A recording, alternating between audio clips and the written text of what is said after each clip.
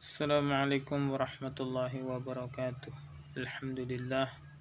Alhamdulillahi rabbil alamin. Wassalatu wassalamu ala asrafil anbiya wal mursalin wa ala alihi washabihi ajma'in. Amma ba'du. Segala puji hanya milik Allah yang telah memberikan kita rahmat, kesehatan sehingga kita dapat melaksanakan perkuliahan kita pada hari ini yang sangat berbahagia ini, walaupun dengan keadaan daring.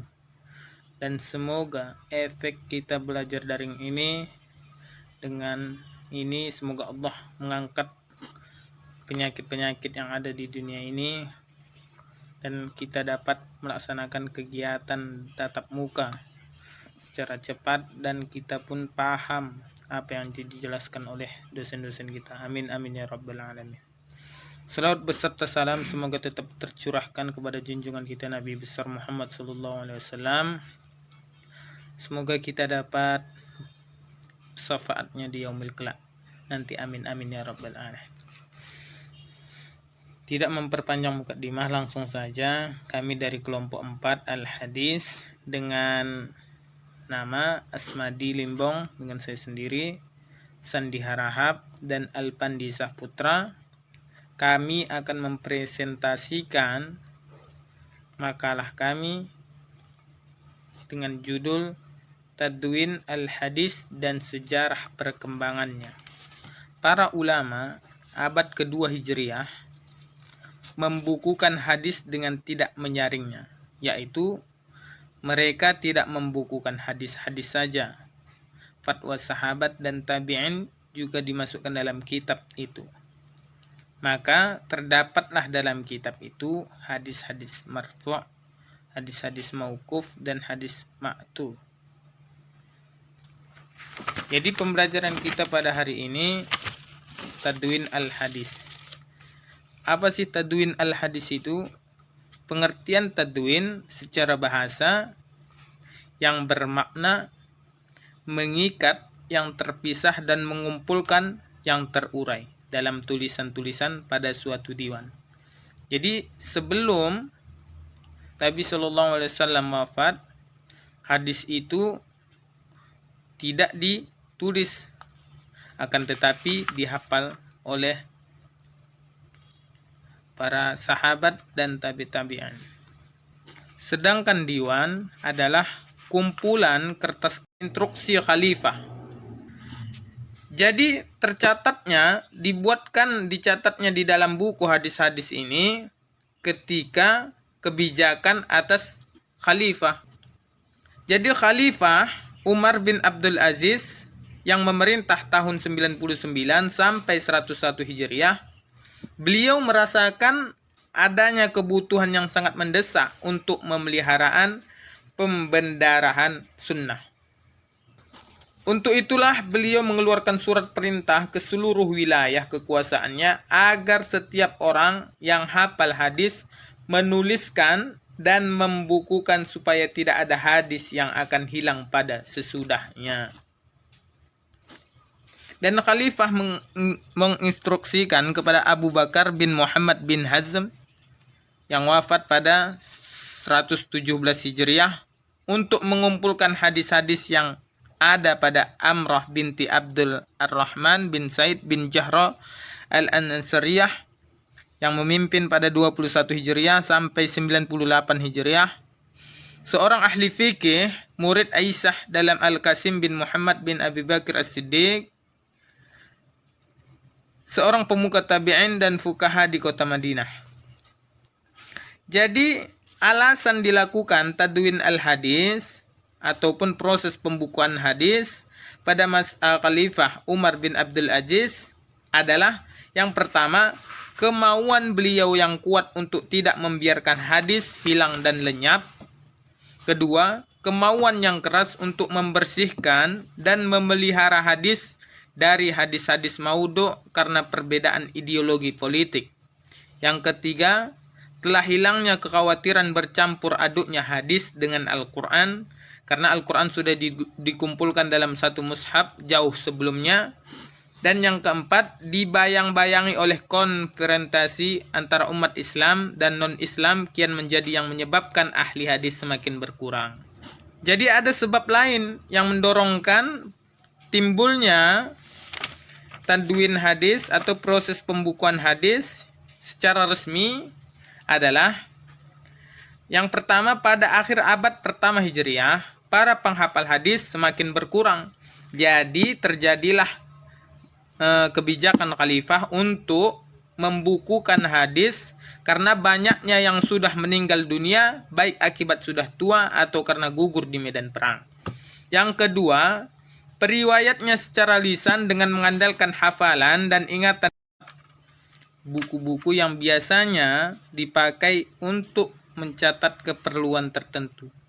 Misalnya, Diwan al-Jaisi, buku daftar keluarga militer, yang dalam sejarah Islam untuk pertama kalinya dilakukan Umar. Maknanya adalah penulisan riwayat-riwayat hadis nabawi pada kumpulan lembaran atau buku. Jadi pengertian hadis ini adalah merupakan ucapan, perbuatan, dan persetujuan serta gambaran sifat-sifat Rasulullah SAW, baik sifat khalqiyah atau khuluqiyah. Khuluqiyah adalah suatu yang melekat pada diri Nabi Muhammad SAW. Jadi setiap event, setiap kehidupan dari episode kehidupan Rasulullah SAW adalah hadis. Dari sinilah kebanyakan para peneliti Muslim berkesimpulan bahwa menuliskan hadis secara lengkap tentu sulit, karena sama artinya dengan menuliskan setiap peristiwa dan keadaan yang menyertai Rasulullah SAW. Jadi para sahabat yang hidup menyertai Rasulullah bisa jadi merasa tidak perlu mencatat setiap peristiwa yang mereka alami bersama Rasulullah. Jadi pada saat itu hadis hanya mereka hafal, hanya sahabat hafal dan tidak mereka cantumkan di dalam kitab. Jadi apa mereka alami ketika berada bersama Rasulullah, mereka terekam secara otomatis dalam ingatan mereka tanpa harus dicatat, karena mereka terlibat dalam berbagai peristiwa tersebut. Selain itu, tradisi menghafal ketika itu sangatlah melekat kuat sehingga banyak kejadian-kejadian lebih banyak terekam dalam bentuk hafalan. Demikian pula Rasulullah SAW secara khusus juga memberikan anjuran untuk menghafalkan hadis serta menyampaikannya pada orang lain.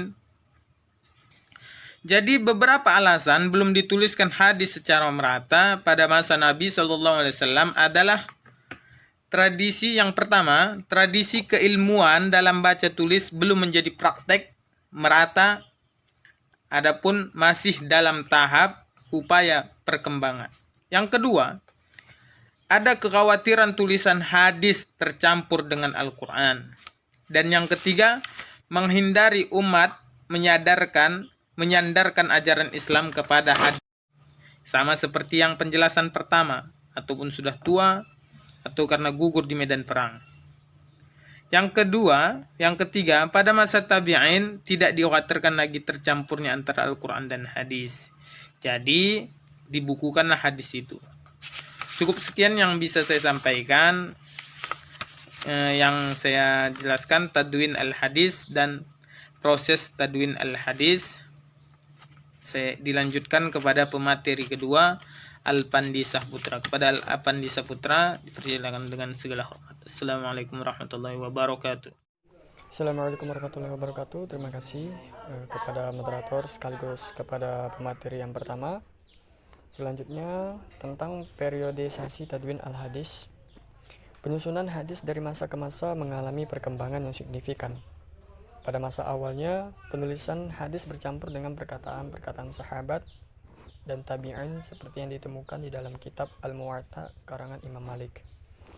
Pada masa kedua, setelah hadis-hadis ini dipisahkan dari yang lainnya, maka disusunlah musnad-musnad seperti Musnad Ahmad bin Hanbal. Pada masa ketiga, yaitu memandang hadis sebagai kekayaan besar dan pembuka pintu ikhtiar. Kitab pada masa ini terkenal dengan kutub asyittah seperti kitab Al-Bukhari, Muslim, Abu Daud, At-Tirmidzi, Ibnu Majah, dan An-Nasa'i. Pada masa selanjutnya membahas perawi hadis dari kalangan tabi'in dan sesudah mereka dengan sifat-sifat dabit, itqan, adil atau lawan-lawannya yang dikenal dengan zarah wa ta'dil. Barang siapa yang dita'dilkan maka riwayat mereka diterima, sedangkan bila dizarah maka hadisnya ditinggalkan. Periodisasi dalam tadwin al-hadis, para ulama hadis berkata kriteria, ada yang membagi 7 periode dengan rincian pada masa periode Rasulullah, pada periode sahabat besar, periode sahabat kecil dan tabi'in besar, periode Daulah Amawiyah, periode Daulah Abbasiyah, periode Daulah Abbasiyah kedua, dan periode sesudah Daulah Abbasiyah. Ada juga yang membagi kepada 5 periode yang dirumuskan Abdul Aziz Al-Khuli, yaitu periode pemeliharaan hadis dalam hafalan, ini pada abad ke-1. Kemudian periode tadwin al-hadis yang masih bercampur antara hadis dengan fatwa sahabat, ya ini pada abad yang kedua. Kemudian periode tadwin yang memisahkan hadis dengan fatwa sahabat, periode seleksi hadis, dan periode pensistematisasian hadis pada abad ke-4 Hijriah. Dan ada juga yang membagi 3 periode besar ditinjau dari aktivitas pentadwinan hadis secara resmi yang dimulai pada tahun 101 Hijriah yang dituliskan Muhammad Azaz Al-Khatib, yaitu periode qabla tadwin sejak masa Nabi sampai tahun 101 Hijriah. Sebelum tadwin hadis secara resmi, periode Inda al-Tadwin sejak tahun 101 sampai abad ke-3 Hijriah. Selama aktivitas tadwin secara resmi, dan periode Ba'da al-Tadwin sejak abad ke-4 Hijriah sampai masa-masa selanjutnya setelah hadis terkoleksi dalam kitab atau Diwan al-Hadis. Perbedaan dalam periodisasi ini hanyalah dalam sudut pandang pembagian masa dan kejadian yang ada pada saat itu. Akan tetapi setelah dianalisa, pada prinsipnya tetap sama.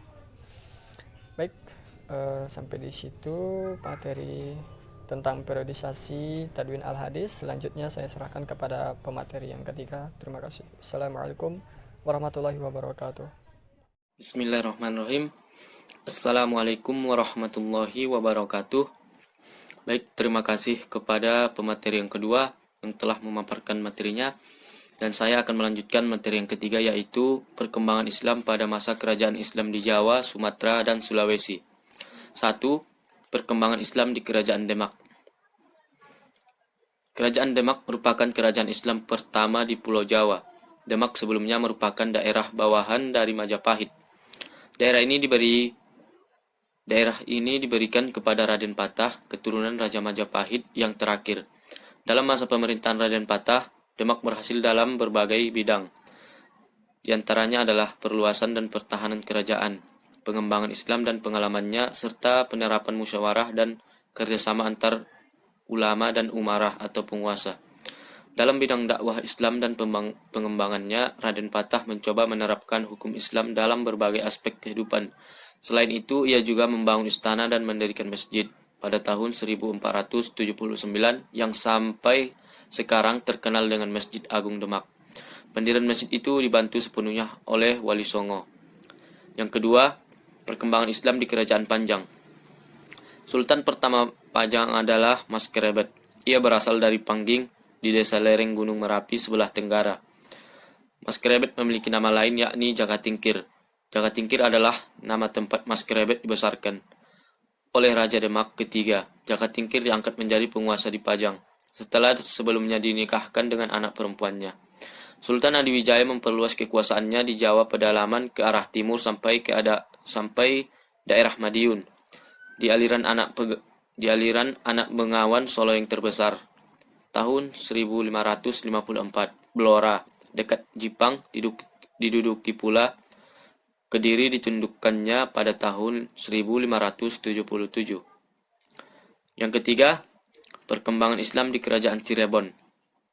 Kesultanan Cirebon adalah sebuah kerajaan Islam yang ternama di Jawa Barat. Kerajaan ini didirikan oleh Sunan Gunung Jati. Ia kemudian diyakini sebagai pendiri Kesultanan Cirebon dan Banten, serta menyebarkan Islam di Majalengka, Kuningan, Kawaligaluh, Sunda Kelapa, dan Banten.